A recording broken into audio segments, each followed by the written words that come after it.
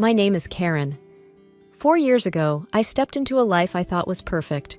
Married at 27 to Michael, a man who promised to carry me in his arms before we even walked down the aisle, I felt like the luckiest woman alive. He wasn't just my husband, he was my best friend, my confidant. We shared everything, from morning coffees to late-night dreams about our future. Michael always had a way of making me feel special. I remember our first anniversary. He recreated our first date, down to the same table at the quaint Italian restaurant where we first realized we were meant for each other. It wasn't just about the grand gestures, it was the little things. The way he'd brush the hair from my face, the soft kisses he'd plant on my forehead when he thought I was asleep. Our life together was bliss, filled with laughter and love. We lived in a beautiful house, spacious and filled with light. It was our haven, a place where we planned to raise a family. My job as a fitness trainer at a popular gym brought me joy and fulfillment, and Michael was thriving in his career. We were doing well financially, and we often talked about starting a family, about having kids running around the house, filling it with even more laughter and joy. Evelyn, Michael's mother, was a strong presence in our lives. From the first time I met her, she showered me with compliments. "You're absolutely stunning, Karen, just like a Hollywood actress from the 50s, she'd said, her eyes sparkling with genuine fondness. She often spoke about how beautiful our children would be, combining my looks with Michael's charm. Her approval meant the world to me. But then, one ordinary evening, everything changed. I was driving home from the gym, my mind buzzing with plans for the weekend. Michael and I had planned a small getaway, just the two of us, a chance to reconnect and talk more about our future, about finally starting that family we'd always wanted. As I approached the intersection, a song we both loved started playing on the radio. I smiled, turning up the volume, lost in the moment. That's when it happened. Out of nowhere, a car ran the red light and slammed into my side. The impact was deafening, a cacophony of crunching metal and shattering glass. My head whipped to the side, and pain erupted across my face and body. The world spun wildly, a blur of lights and sounds, and then, as quickly as it had all started, everything plunged into silence and darkness. Waking up in the hospital was like emerging into a world I no longer recognized. My body was a patchwork of aches and bandages. The first few days were a blur of doctors, painkillers, and Michael's face, etched with worry. Michael sat beside me, holding my hand. His voice was gentle, but his eyes couldn't hide his concern. "Hey, how are you feeling?" he asked. I tried to smile, but it hurt. "Like I've been hit by a truck," I joked weakly. He offered a strained smile, but said nothing. The nurses were kind, always checking in, offering comforting words. But their eyes, full of pity, told a story they didn't voice. I knew I was badly hurt, but the extent of it was hidden beneath the bandages that wrapped my face. As days turned into a week, Michael's visits grew shorter, his excuses more frequent. "Work's crazy right now," he'd say, or "Mom needs my help with something." I understood, or at least I tried to, but the silence and the solitude in the hospital room were suffocating. The day came to remove the bandages. I sat in front of a mirror, my heart racing. The nurse, a kind woman named Lisa, offered me an encouraging smile. "Ready?" she asked. I nodded, not trusting my voice. Slowly, she unwrapped the bandages, revealing my reflection bit by bit. The face staring back at me was a stranger's, scarred, distorted, a stark contrast to the woman I used to be. I couldn't hold back the tears. Lisa put a comforting hand on my shoulder. "It's still early days. Healing takes time," she said softly. I barely heard her. My thoughts were consumed by fear. What would Michael think? What would everyone think? I was no longer the woman he married. Michael's next visit was the hardest. He walked in, his usual confident stride faltering as he saw my face. "Hey," he said, his voice barely above a whisper. I looked away, unable to meet his eyes. "It's bad, isn't it?" I asked, my voice trembling. Michael paused, struggling to find the right words. It's not that bad. You're still you." But the way he said it, the way he couldn't quite look at me, spoke volumes. I lay there, feeling a chasm growing between us. The man who had promised to carry me through life seemed lost, unsure of how to bridge the gap that my scars had created. He came out of the hospital room, and I overheard him on the phone. His words, meant to be private, cut through me like a knife. "I don't know, Mom. She became ugly. It's hard to look at her," he said, and there was something like disgust in his voice. I lay in bed, staring at the ceiling, tears streaming down my face. I felt betrayed, not by his words, but by the realization that his love had conditions I was no longer able to meet. I mourned for my lost beauty, for the love I thought was unconditional, and for the future that now seemed like a distant dream. Returning home was supposed to be a relief, a step towards normalcy. But as I crossed the threshold of the house that once symbolized love and warmth, I felt sick because of the suffocating atmosphere of hostility, hidden hints, and disgust. The first few days, Michael was quiet, almost tiptoeing around me. Our conversations were strained, filled with awkward silences. I tried to bridge the gap, to reach out to him, but it felt like talking to a wall. One evening, as I sat on the couch trying to read, Michael walked in. He glanced at me, then quickly looked away. "How was your day?" I asked, hoping to start some kind of conversation. He shrugged, keeping his eyes fixed on the TV. "It was okay. Busy." I nodded, feeling a knot in my stomach. "I was thinking, maybe this weekend we could go out, just to get some fresh air." Michael hesitated, then said, "I don't think it's a good idea. Maybe you should rest more." His words stung. It wasn't about resting. It was about not wanting to be seen with me. I turned my attention back to my book, but the words blurred through my tears. It wasn't just Michael. Evelyn's visits were even more difficult. She would come in, her face twisted in a poorly disguised grimace as she looked at me. Her words were polite, but her eyes were cold. One day, she sat across from me, her gaze wandering everywhere but my face. "It's such a shame what happened," she said, a tinge of something like disgust in her voice. I clenched my fists, trying to maintain my composure. "Yes, it is," I replied, my voice steady despite the turmoil inside. Evelyn sighed, tapping her fingers on the table. "Well, we must all move on, right? Life doesn't stop." Her words, meant to be comforting, felt more like an attempt to avoid a difficult conversation. I nodded, not trusting myself to speak. Then came the night that broke me. I woke up to the sound of Michael's voice. He was on the phone, his words slurred. Curiosity got the better of me, and I crept closer to the door. "I can't do this anymore, Mom. She's a different person, a monster. I don't even recognize her," he slurred, his voice heavy with drink. I stood there, frozen, as his words echoed in my head. I was the same person, wasn't I? But to him, I was a stranger, a monster, someone he no longer loved or desired. I returned to bed, but sleep eluded me. The darkness of the room felt suffocating, a physical embodiment of the loneliness that had enveloped my life. Lying there, I realized that the home I once cherished no longer existed. It was just a house now, a place where I lived but no longer belonged. The changes in our home were like a slow, creeping fog, gradually obscuring the warmth and love that once filled it. Michael began coming home late, the smell of alcohol clinging to him like a second skin. His eyes, once so full of affection, now often glinted with irritation and something darker. One night, he staggered in, his steps unsteady. I sat up, concerned. "Michael, you're home late. Is everything okay?" He sneered, his words slurred. "Oh, now you care? You spend all day hiding in this house, and now you pretend to care about me?" I flinched, stung by his words. "Michael, you're drunk. Let's talk about this in the morning." He laughed bitterly, a sound that sent shivers down my spine. "What's there to talk about? Look at you. Look at us."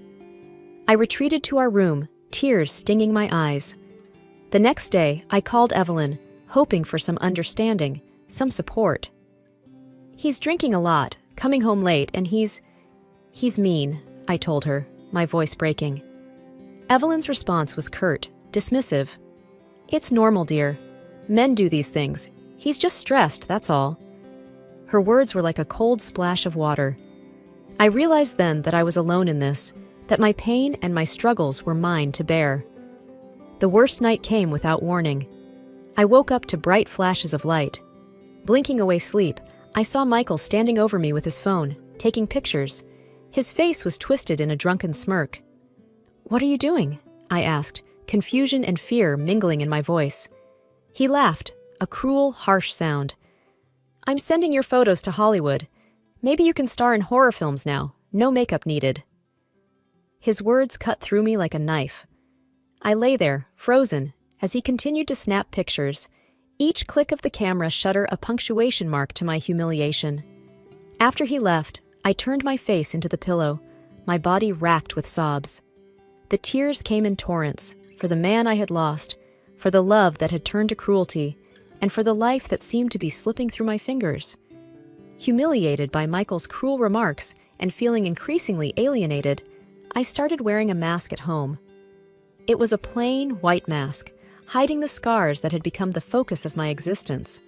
It was a small shield against the pain, a barrier between me and the world that had turned so cold. As I adjusted the mask one morning, looking at the blank face staring back at me in the mirror, my phone rang, cutting through the silence of the room. An unknown number flashed on the screen, and with a hesitant hand, I answered. "Hello, is this Mrs. Johnson?" The voice was unfamiliar, cautious yet sincere. "Yes, it's me. Who's this?" I replied, curiosity piqued. "My name is John. I was the father of the young man in your accident," he said, his voice laced with regret. A mix of emotions washed over me. "Oh, I see," I managed to say, my voice barely above a whisper. John paused before continuing. "I can't express how sorry I am for what happened. My son was troubled, and what he did, it was unforgivable. I want to do something to help, to make amends." His words, unexpected and heavy with sorrow, left me momentarily speechless. "How can you help?" I asked, skepticism mingling with a faint spark of hope. "I'd like to meet and discuss it in person. Would that be okay?" John's request was earnest, almost pleading. After a moment of hesitation, I agreed to meet him. Sitting across from John in a cafe, his eyes filled with remorse, I listened as he spoke. "Karen, I want to offer financial support for any surgeries or treatments that might help you," he said, his voice steady but filled with emotion. The offer was both overwhelming and tempting. I need to think about it," I replied, my mind racing with possibilities. I kept the meeting and the offer a secret from Michael and Evelyn. Their reactions, I feared, would only add to my confusion and pain. After days of internal debate, I decided to accept John's offer. I arranged consultations with plastic surgeons, discussing what could be done to help heal my scars. To Michael, I mentioned only that I was going for routine medical treatments. He didn't ask for details, and I didn't volunteer any, his indifference a stark contrast to the storm of emotions raging inside me. On the day of the surgery, as I lay on the operating table, the mask was removed, and for a moment I faced my scars unflinchingly. Closing my eyes, I allowed myself to dream, to hope for a future where the woman in the mirror would be someone I recognized, someone whole. Weeks turned into months since the surgery, and with each passing day, my face healed, slowly returning to what it once was. But I kept this transformation hidden under my mask, a secret held close to my chest. Michael, lost in his own world, didn't seem to notice or care. The day I returned home from my final follow-up appointment, the mask firmly in place, I braced myself. Michael and Evelyn were there, their expressions clouded with disdain as I walked in. The air was thick with unspoken contempt, a familiar yet unwelcome presence in what used to be our home. Michael's eyes met mine briefly before he looked away, his lips curling into a sneer. "Look at you, hiding behind that mask.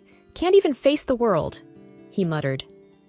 I remained silent, the mask my armor against his words. Without warning, he thrust a stack of papers towards me. They fluttered to the ground, divorce papers, a stark symbol of our failed marriage. "I'm done with this farce," he spat out. "Sign these and let's end it." I felt a cold calm settle over me. Picking up the papers, I signed them without a word, my pen steady, my resolve firmer than ever. Evelyn, standing nearby, scoffed. "Good riddance. We don't need an ugly reminder of your failure in our lives." Her words, meant to wound, barely grazed me. I had grown beyond their reach. With a small smile playing on my lips, I reached up and removed my mask, revealing my face, almost as it was before the accident. The shock on Michael's and Evelyn's faces was a picture I'd remember forever. Michael's eyes widened, his mouth opening and closing like a fish out of water. Evelyn's hand flew to her mouth, her earlier poise crumbling. But how?" Michael stammered, taking a step towards me. I looked at him, my smile growing. "You were too busy wallowing in your own misery to notice me, to see the person you vowed to love in sickness and in health." Michael's face crumbled, his earlier bravado fading. "Please, let's start over. We can forget all this happened." I laughed, not out of joy, but because of the absurdity of his words. "Forget? No, Michael. I won't forget how you treated me, how you made me feel. I'm leaving, but not because you or your mother want me to. I'm leaving for me." I gathered my bag, my signed divorce papers in hand, and walked past them, out of the house that was no longer a home. Their shocked faces were the last image I took with me, a reminder of how far I had come and the new life that awaited me. Starting over wasn't easy, but it was necessary. I moved into a small apartment, a space that was mine alone. It was here, among unpacked boxes and bare walls, that I began to rebuild my life. Returning to work at the fitness center was a big step. The familiar smell of the gym, the sound of weights clinking. It was comforting.